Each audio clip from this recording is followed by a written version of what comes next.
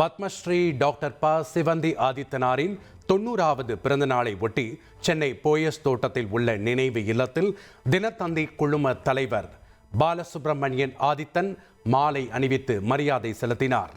தினத்தந்தி குழும இயக்குநர்கள் சிவந்தி ஆதித்தன், ஆதவன் ஆதித்தன் மற்றும் குடும்பத்தினர் மரியாதை செலுத்தினர்.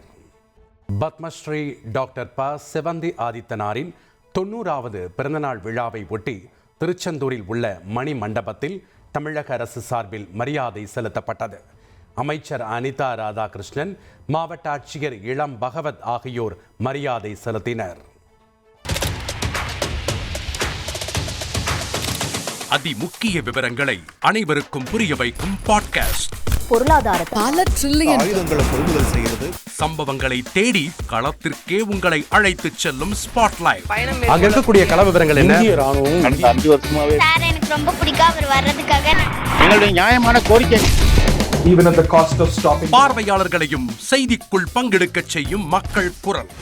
50 ரூபாய் எங்களுக்கு தண்ணிக்கு ஒரு தீர்வே இல்லைங்க. 10 வருஷமா எங்களுக்கு சரியான ஒரு விடிவு கிடைக்கவில்லை. 60,000 ஏக்கருக்கு தான் கேட்கிறோம், பிச்சை கேட்கறாங்க. புத்தம் புதிதாக, வித்தியாசமாக பாகிஸ்தான்லயே பாராட்ட வேண்டாம், ஆனால் அதற்கு கொச்சைப்படுத்த வேண்டாம் என்று நான் கேட்டுக்கொள்கிறேன். மதத்தால் இனத்தால் மக்களை எப்படியெல்லாம் பிளவுபடுத்த முடியுமோ அந்த பிளவிற்குண்டான ஆயுதமாக இந்த மாநாட்டை அவர்கள் பயன்படுத்த நினைக்கின்றார்கள். அரசியலிலிருந்து சினிமா தனித்து இயங்க முடியாது. அனைத்தும் உங்களுக்காக. எப்போதும் இணைந்திருங்கள் தந்தி டிவியுடன்.